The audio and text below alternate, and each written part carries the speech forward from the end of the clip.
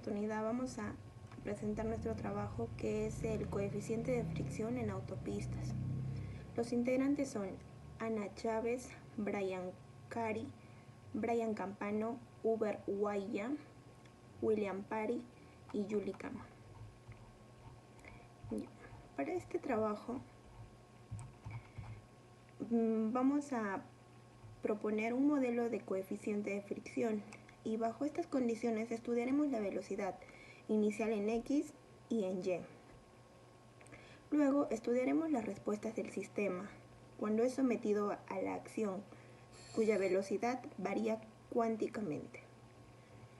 Después, le hablaré sobre el objetivo general del trabajo, que es estudiar el coeficiente de fricción en diferentes superficies.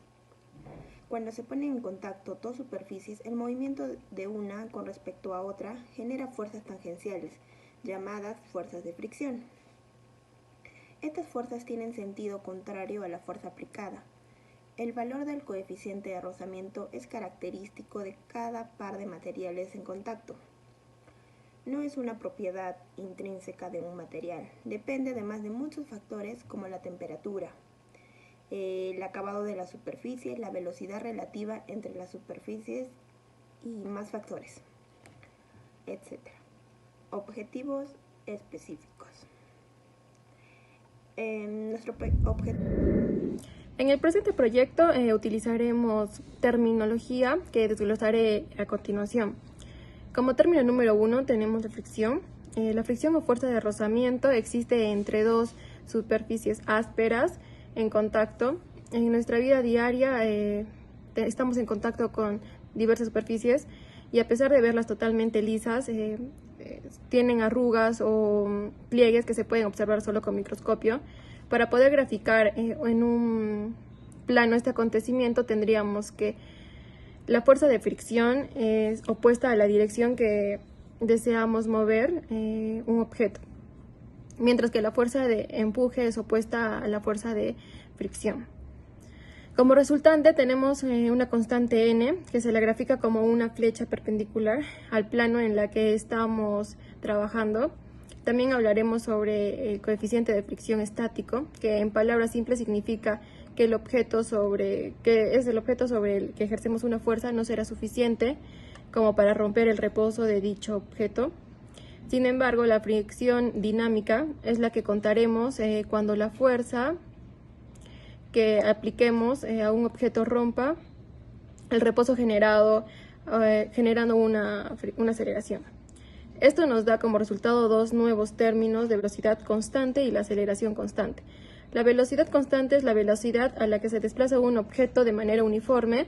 Para lograr esto debemos considerar la siguiente condición. El coeficiente de fricción debe ser menor al coeficiente estático. Diferencia entre la fuerza de empuje con la fuerza de rozamiento es igual al producto de masa y aceleración. Debido a esta ley debemos considerar que la aceleración de un cuerpo es proporcional a la fuerza que se le aplique. Continuando con la exposición, yo les hablaré sobre la resistencia al deslizamiento, los tipos de pavimentos y la fricción en pavimentos. La resistencia al deslizamiento es la fuerza desarrollada entre la superficie del pavimento y los neumáticos, que estando impedidos de rotar, deslizan a lo largo de la superficie. El reconocimiento de la importante influencia de la presencia de agua en la superficie ha llevado a definir en forma explícita un coeficiente de fricción, determinado como el pavimento mojado. Existen dos situaciones básicas que condicionan la seguridad del usuario. Por una baja resistencia al deslizamiento, estas son la salida del vehículo desde un camino en una curva y el deslizamiento ante una frenada de emergencia. Esto ha llevado a definir dos tipos de coeficiente de fricción: coeficiente de fricción longitudinal y coeficiente de fricción transversal. El coeficiente de fricción longitudinal se determina mediante equipos que deslizan una rueda sobre el pavimento en el sentido longitudinal, pero a una velocidad de rotación menor a la rodadura, lo cual genera una fuerza de fricción Esto representa la situación de un frenado de emergencia en el sentido longitudinal. Y el coeficiente de fricción transversal son los equipos de medición que desliza una rueda sobre un pavimento, pero con una inclinación respecto a la dirección de la circulación, lo cual genera una fuerza de reacción transversal, y esto representa mejor la situación de derrape de un vehículo en zonas de curvas. Algunos equipos más conocidos que miden el coeficiente de fricción transversal son el SCREAM y el Moonmeter, desarrollados en Gran Bretaña. Cabe señalar que cada ensayo con su equipo asociado tiene condiciones propias de medición, como ser dispositivos de provisión de agua, velocidades, temperaturas, por lo cual los resultados obtenidos por cada tipo de equipo no son comparables directamente entre sí. Les mostraré un video donde podremos ver el coeficiente de fricción y la resistencia al deslizamiento, lo cual está conformado, la fórmula está conformada por el coeficiente de fricción, es igual a la fuerza de fricción sobre el peso de la rueda, ¿no?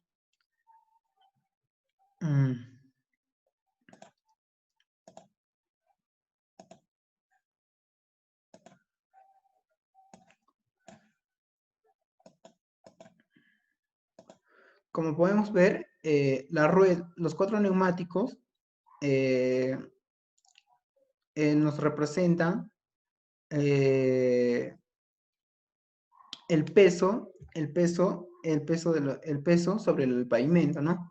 Lo que hace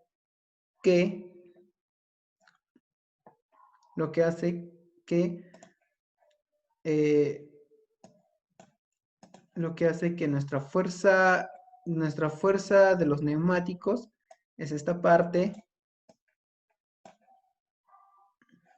La fuerza de deslizamiento es esta parte. Y nuestra fuerza de fricción mediante los neumáticos es esta parte. Sería N, fuerza de fricción, y la fuerza, ¿no?, de deslizamiento que hace el neumático. A medida el neumático va avanzando, la fuerza de fricción es mayor.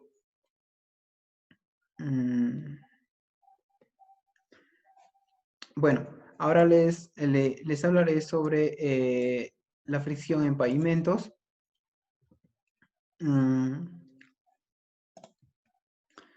La fricción en pavimentos es un factor muy importante en la seguridad de la conducción y en el diseño de las curvas horizontales.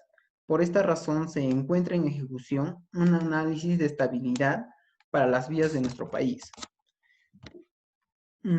Existen 3 tipos de pavimentos, pero antes de los 3 tipos de pavimentos les hablaré un poco sobre la rodadura y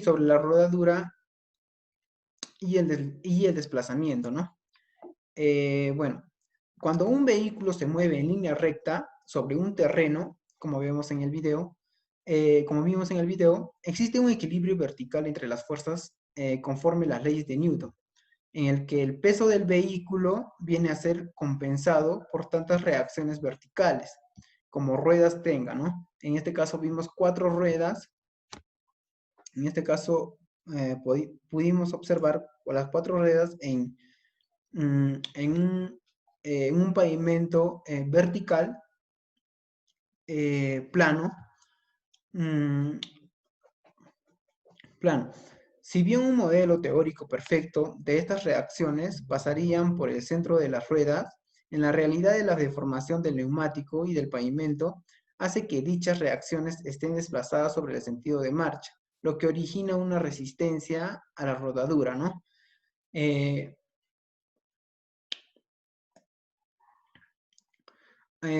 Existen 3 tipos de pavimentos, los cuales son los cuales son los pavimentos flexibles, que en este caso serían los pavimentos asfálticos, ¿no?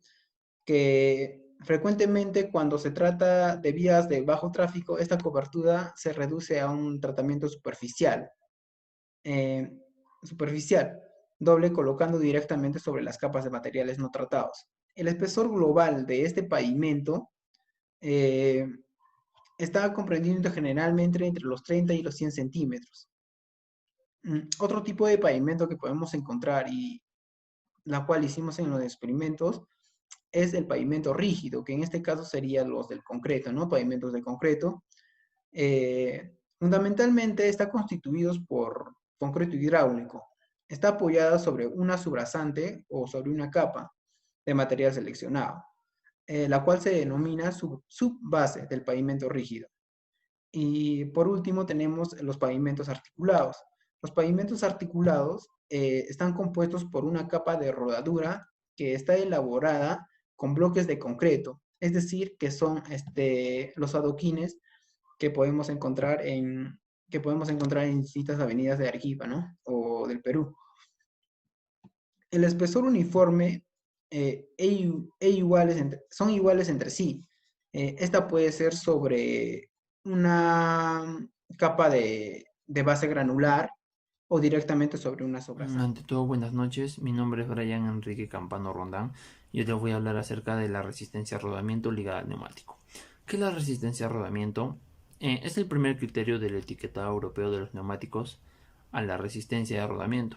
Dicha forma sencilla se trata del frotamiento entre los neumáticos y la calzada por la cual circula. Debido al peso del vehículo, el neumático se deforma ligeramente en la zona de contacto. Esta deformación provoca una resistencia al avance del vehículo y esta vendría a ser la resistencia al rodamiento.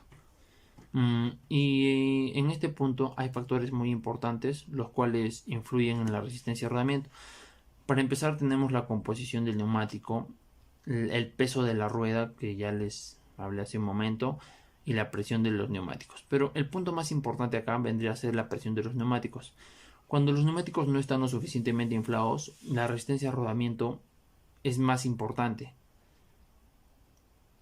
Debemos acordarnos que siempre debemos comprobar que en este caso, un vehículo menor de 4 ruedas, las 4 ruedas puedan tener la misma cantidad de presión en las ruedas para que la resistencia al rodamiento sea mejor. Bueno, en esta imagen podemos observar una rueda del vehículo. Como les comenté hace un momento, que es muy importante realizar o tener en cuenta la presión de los neumáticos, ya que de acuerdo a eso se ve la resistencia a rozamiento. En esta otra imagen podemos observar una rueda de la parte delantera, a la cual también se le aplicó el mismo procedimiento. Se le tuvo que medir la presión y dado ello procedimos a realizar la experiencia. En esta foto se observa la manera correcta de cómo medir la presión de un neumático teniendo un manómetro el cual nos da la presión en bar. Y por último, en esta imagen podemos apreciar el tipo de característica que tiene el neumático cuando la presión es muy baja, cuando es muy alta y cuando la presión es correcta. De esta manera también influye bastante al momento de realizar la medición del coeficiente de fricción, ya que si las 4 ruedas no tienen la misma presión, al parecer la velocidad del vehículo puede incrementar o puede disminuir de acuerdo a la presión que pueda tener ya cada uno de sus neumáticos. Bueno, y para concluir este punto, hay una pregunta muy importante. ¿Ya cómo se calcula la resistencia a rodamiento? La resistencia a rodamiento se mide en un laboratorio según las normas ISO, las cuales deben ser muy estrictas. Hay dos maneras de representarlas, mediante la fuerza de medida en newtons o mediante un coeficiente. Pero en este caso la ventaja del coeficiente es que permite comparar los neumáticos, ya sea a cualquier vehículo esté dirigido. Y el coeficiente de resistencia a rodamiento es la relación entre la fuerza de la resistencia a rodamiento en newtons y la carga que soporta el neumático en kilonewtons. Bueno, este coeficiente permite entender la preferencia en algunos fabricantes por los neumáticos anchos a la resistencia y las tensiones repartidas sobre una mayor superficie, ya sea un vehículo mayor, el cual necesita unas ruedas más anchas para el tipo de carga que lleva, y bueno, un vehículo menor como que no, serían unas llantas ligeras, delgadas, de acuerdo al trabajo que pueda realizar. En esta última imagen ya cabe recalcar la importancia del peso del vehículo. En este caso el peso neto es 1399 kilogramos y en peso bruto nos indica el 1980 kilogramos, el cual puede ser el peso total que puede llevar el vehículo, el cual también influye mucho en los neumáticos y en la resistencia a rodamiento. Y bueno, a continuación le doy el pase a mi compañero de grupo. Buenos días, mi nombre es Brian André Cari Lizárraga y hoy día vamos a hallar el coeficiente de fricción mediante la investigación de accidentes, que nos dice que la velocidad inicial es igual a la raíz de 2 veces la gravedad por el coeficiente de fricción por la distancia recorrida durante el frenado. Despejando vamos a encontrar que el coeficiente de fricción es igual al cuadrado de la velocidad inicial entre 2 veces la gravedad por la distancia de frenado. Vamos a hacer a 20 km por hora una velocidad constante hasta llegar al poste, y de ahí vamos a frenar y con esos datos vamos a hallar el coeficiente de fricción.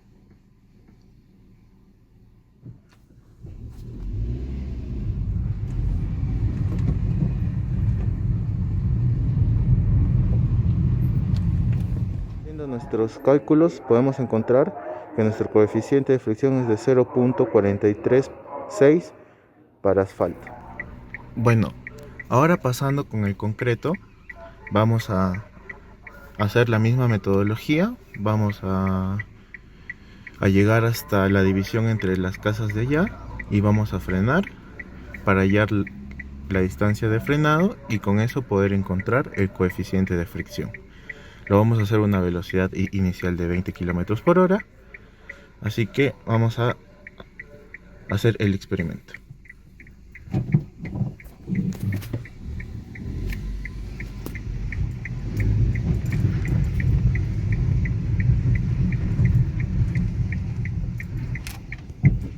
Buenos días. Bueno, hubo un problema con el video de los cálculos haciendo el experimento en concreto, pero la distancia de frenado es de 3 metros con 80 centímetros y esto nos da un valor del coeficiente de fricción de 0.414. A continuación vamos a hacer el experimento en una pista sin asfalto, en prácticamente trocha, a ver cuánto nos sale el coeficiente de fricción. Igual vamos a ir a una velocidad de 20 km por hora hasta llegar al poste, y del poste vamos a frenar para poder hallar el coeficiente de fricción. Bueno, la distancia de frenado en este caso ha sido de 3 metros, y hallando el coeficiente de fricción con la velocidad inicial al cuadrado entre 2 por la gravedad por la distancia, hallamos que μ es igual a 0.524. Ese es nuestro coeficiente de fricción. Buenas tardes, mi nombre es Uro Paco y yo les voy a dar una breve teoría de las conclusiones y las recomendaciones de nuestro proyecto que por título lleva coeficiente de fricción. Cuando nosotros hablamos de coeficiente de fricción, nos referimos a la textura que tiene el pavimento. En cuanto a sus aplicaciones, tenemos que nos ayuda a determinar el tipo de frenado, el tiempo de frenado, y esto sobre todo en accidentes que suelen frenar, que hayan podido ocurrir horas antes. Otra de las aplicaciones sería que la coeficiente de fricción se utiliza también para determinar el tipo de vía que tenemos, ¿no? Para determinar si esa vía está buena o está mala. Continuando con las conclusiones. Conclusión número 1. Recordemos que tenemos nuestros valores no son tan precisos como si lo hubiéramos hecho en un laboratorio. Pero esto porque tenemos muchísimos factores. Tenemos la naturaleza, tenemos el tipo de pavimento, tenemos la fuerza, el mismo peso del vehículo. Entonces, a todos esos factores varían nuestros resultados.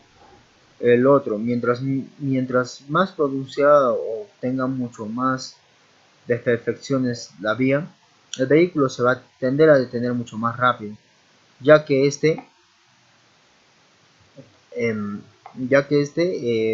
tiene mucho más coeficiente de fricción. Entonces eso ayuda a que el vehículo se detenga en menos tiempo y en menos distancia. Bueno, entonces en este proyecto no frenamos muy rápido por la misma seguridad del conductor y también por la misma seguridad del vehículo. Entonces los resultados también nos varían. Entonces los resultados que obtuvimos son mucho más bajos de los teóricos, ya que el caucho que tenemos, las llantas y el estado de las pistas no son nuevas. Entonces normalmente para estas pruebas tienen que ser nuevas. Bueno, entonces, continuando con las recomendaciones. Recomendación número 1. Se recomienda hacer este tipo de experimentos en lugares donde no haya mucha afluencia de personas, donde no haya mucho tráfico. Segundo, recomendación, se recomienda que esto sea a bajas velocidades, por la misma, o en tramos, y también en tramos pequeños, por la misma seguridad de los estudiantes y también del conductor, o de los que lo van a realizar por la prueba. Y también estos son muy importantes para garantizar la seguridad de lo que son de las vías. Gracias por todo.